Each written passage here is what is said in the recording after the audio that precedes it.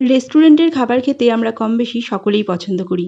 আজকে আমি তোমাদের সাথে শেয়ার করব একদম রেস্টুরেন্টের স্টাইলে চিলি চিকেন রেসিপি, যেটা খুবই অল্প উপকরণে খুবই সহজে বাড়িতেই তৈরি করা যাবে। হ্যালো বন্ধুরা, আমি সুপর্ণা। তোমাদের সকলকে আবারও একটা রেসিপিতে স্বাগত জানাই। চলো তাহলে ঝটপট আজকের রেসিপিটা দেখে নিই। চিলি চিকেন বানানোর জন্য আমি এখানে নিয়ে নিয়েছি বোনলেস চিকেন। 90% বোনলেস চিকেন আর কিছুটা বোনযুক্ত চিকেন রয়েছে। এখন ম্যারিনেট করে নেব। তার জন্য নিলাম পরিমাণ মতো নুন, কিছুটা গোলমরিচের গুঁড়ো, কাশ্মীরি লঙ্কার গুঁড়ো, 1 চামচ আদা রসুন বাটা,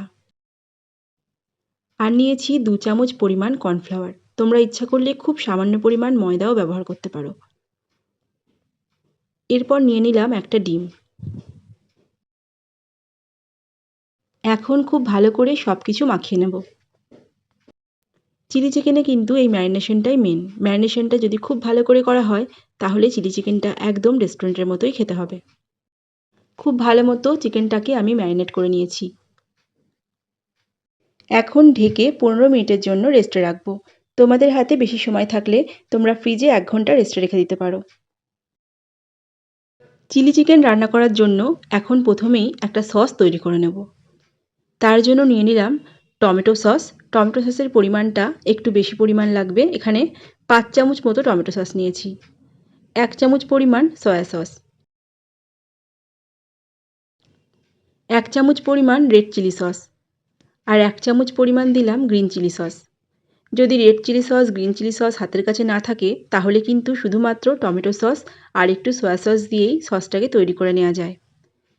এখন সসের মধ্যে দিয়ে দিলাম পরিমাণ মতো জল, আর ভালো করে সসটাকে মিশিয়ে নেব। রান্না করার সময় এক এক করে সস দিলে অনেক সময় সসটা পুড়ে যেতে পারে, তাই এইভাবে তৈরি করে নিলাম। এখন একটা কড়াই ভালো করে গরম করে বেশ অনেকটা পরিমাণ রিফাইন তেল দিয়ে দিলাম। তোমরা ইচ্ছা করলে তেলটাকে আরও বাড়িয়ে ডুবো তেলে ভেজে নিতে পারো। তেলটা গরম হয়ে গেছে।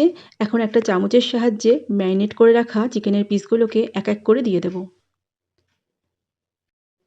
একটা দিক খুব ভালো মতো হয়ে গেলে তারপর উল্টে দেব। সাথে সাথে কখনোই উল্টে দেবে না, তাহলে কিন্তু চিকেনের কোটিংটা খুলে যাবে।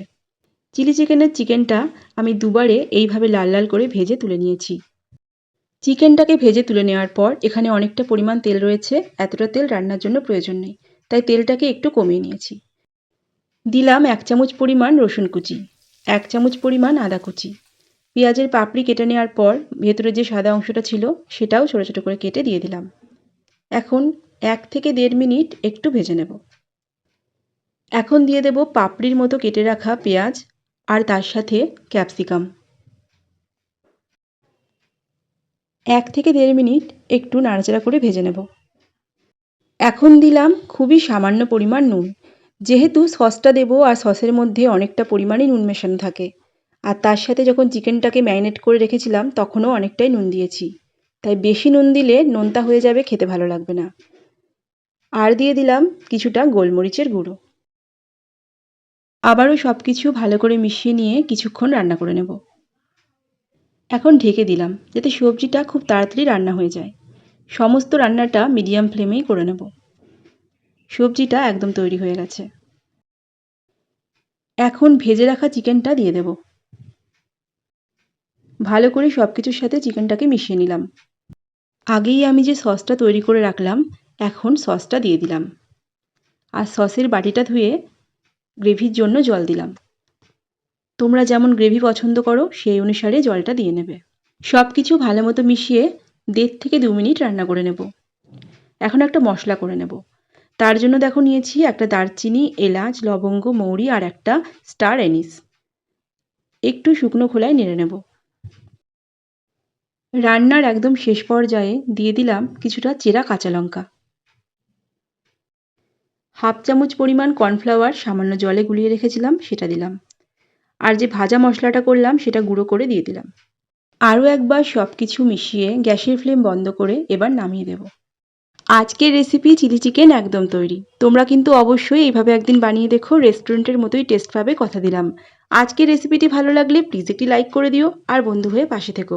আবারও খুব তাড়াতাড়ি অন্য কোনো ভিডিওতে তোমাদের সাথে দেখা হবে। ততক্ষণের জন্য আমার সকল বন্ধুদের টাটা।